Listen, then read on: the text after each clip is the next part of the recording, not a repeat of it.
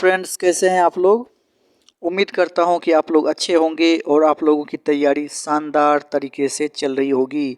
Friends, यदि आपने AIIMS common recruitment examination के तहत ऑफिस असिस्टेंट या फिर एजुकेटिव असिस्टेंट या फिर जूनियर एडमिनिस्ट्रेटिव ऑफिसर या फिर असिस्टेंट एडमिनिस्ट्रेटिव ऑफिसर पद के लिए अपना ऑनलाइन एप्लीकेशन दिया है, तो निश्चित रूप से मैं समझ सकता हूं कि आप एम्स सीआरई के द्वारा जो सिलेबस अर्थात एग्जामिनेशन स्कीम का नोटिफिकेशन दिया गया है उसके अंतर्गत अपनी तैयारी अच्छे ढंग से कर ही रहे होंगे। और उसमें जो भी मेंशन टॉपिक्स हैं जैसे general administration, CCS rule, FR and SR rule को अच्छे ढंग से पढ़ रहे होंगे। लेकिन फ्रेंड्स, इसके साथ साथ मैं आपको ज़रूर सजेस्ट करूंगा कि आप कुछ और टॉपिक्स को पढ़ लीजिए, जैसा कि आपको प्रीवियस एग्जामिनेशन पेपर्स और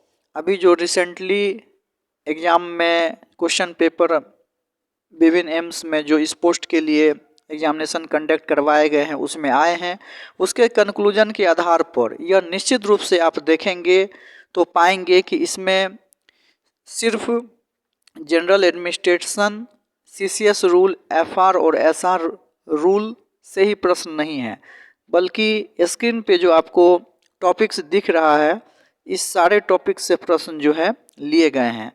तो समय चूँकि काफ़ी कम है ये मैं समझ सकता हूँ, लेकिन यदि आप इस टॉपिक्स को कवर कर लेते हैं तो 100% अपने रिजल्ट के प्रति आप आश्वस्त हो सकते हैं, क्योंकि एक अच्छी तैयारी ही सही सफलता दिलाती है। तो फ्रेंड्स, आप सेंट्रल गवर्नमेंट रूल के अंतर्गत सीसीएस लीव रूल तो पढ़े ही, इसके साथ साथ CCS conduct rules, GFR, FR, SR, इसके बाद general service condition, office procedure, types of correspondence, general knowledge about IPC, CrPC, इससे भी प्रश्न जो है एम्स पटना का जो रिसेंटली ऑफिस असिस्टेंट का पेपर आया था उसमें क्वेश्चन आए हुए थे, तो इससे भी आप देख लें। सीपीसी, इसके बाद CAT, high court, RTI act, RTI से भी क्वेश्चन पूछे गए थे, तो उससे भी संबंधित तथ्य को यदि आप कवर करना चाहते हैं या फिर आपके पास टाइम्स है, आपको इंटरेस्ट है, तो कवर कर लीजिए। आरटीआई एक्ट 2005 से भी प्रश्न पूछे गए हैं। इसके बाद establishment and reservation roster, LTC, तो निश्चित रूप से आप अच्छे ढंग से पढ़ लीजिए। लीव ट्रेवल कंसेशन से 4 या 5 प्रश्न जो है पूछे गए थे। रिसेंटली जो एग्जामिनेशन हुआ है एम्स भुवनेश्वर में उसमें भी एलटीसी से 3 प्रश्न पूछे गए थे।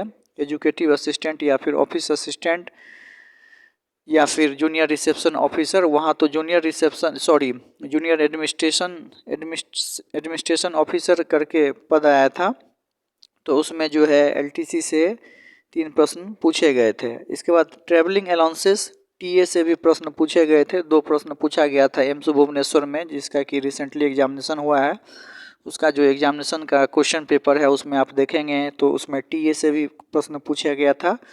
तो फ्रेंड्स, निश्चित रूप से आप इस सभी टॉपिक्स को पढ़ लें, ये काफ़ी फ्रूटफुल होने वाले हैं। और इसके बाद यदि आप इस टॉपिक्स को नहीं पढ़ पा रहे हैं या फिर समय का आपके पास अभाव है या फिर आप नोट्स नहीं बना पा रहे हैं, टॉपिक्स को तैयार नहीं कर पा रहे हैं, तो फटाफट कमेंट सेक्शन में कमेंट कीजिए कि आपको क्या परेशानियां हैं और आप कौन सा टॉपिक्स को नहीं तैयार कर पाए हैं, ताकि उससे संबंधित फ्री नोट्स एवं वीडियो आप तक प्रोवाइड किया जा सके।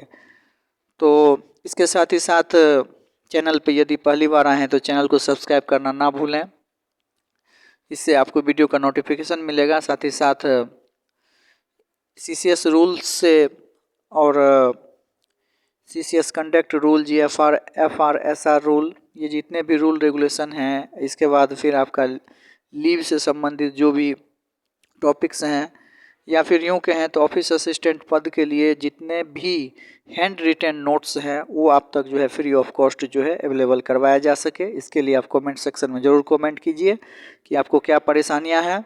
अगर आपको दिक्कत आ रही है या फिर समय नहीं मिल पा रहा है तो आप कमेंट सेक्शन में कमेंट कीजिए। निश्चित रूप से आपको वीडियो फ्री ऑफ कॉस्ट में और साथ ही साथ जो है नोट्स जो है हैंड रिटेन नोट्स हैं, जो कि कुछ साथी एवं मित्र के द्वारा जो है प्रिपेयर किए गए हैं और वे सेलेक्ट भी हुए हैं एम्स पटना में।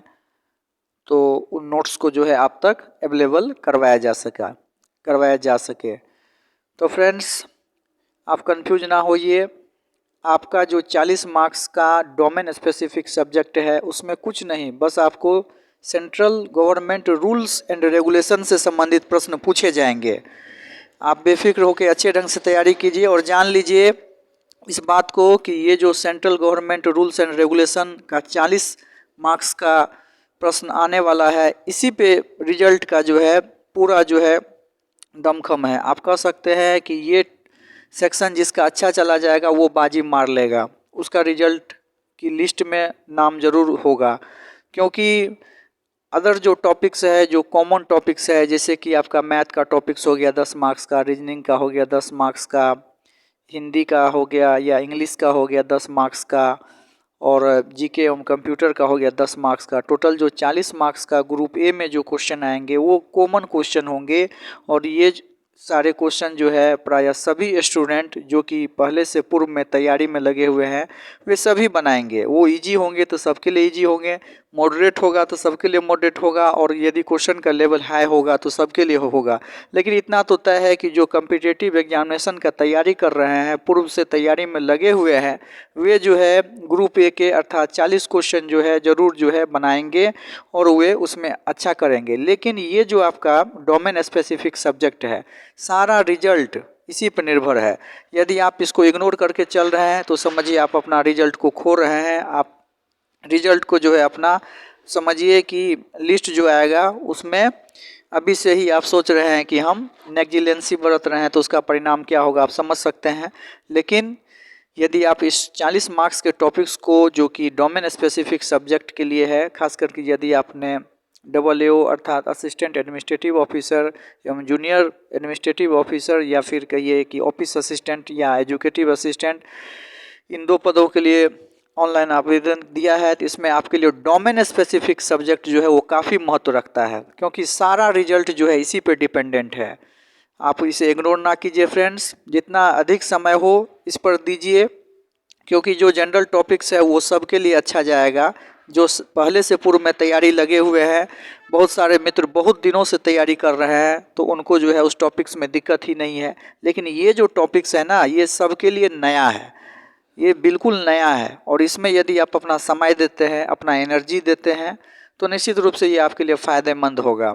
क्योंकि बहुत सारे ऐसे मित्र हैं तैयारी में लगे हुए हैं, मेरे पास कॉल्स आते हैं और उनका मैसेज भी आता है कि सर ये टॉपिक्स कैसे करें। हालांकि वे अच्छे हैं, बहुत अच्छी उनकी तैयारी है, यूँ कहें ग्रेजुएशन लेवल पे तो रीजनिंग मैथ उनका बहुत अच्छा है, वे इंग्लिश को भी अच्छे कर पा ले रहे हैं। लेकिन ये टॉपिक्स चूँकि नया है तो इसमें वे कन्फ्यूज हो जा रहे हैं, मार खा जा रहे हैं और उनको इंटरेस्ट नहीं मिल पा रहा है।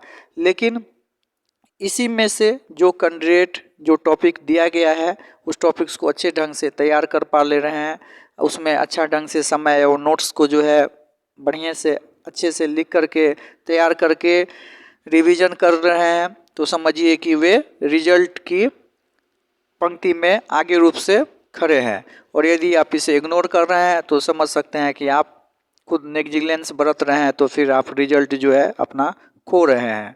तो फ्रेंड्स, अभी भी समय है, बहुत लंबा टॉपिक्स नहीं है।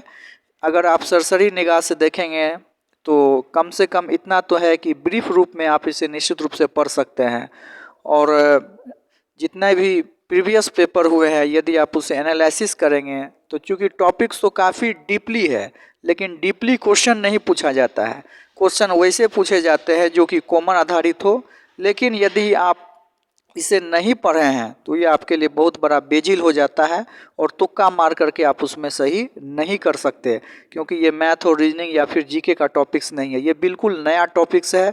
तो सिर्फ वही स्टूडेंट इसे सही कर पाएंगे जो कि पूर्व से कुछ ना कुछ पढ़े हैं।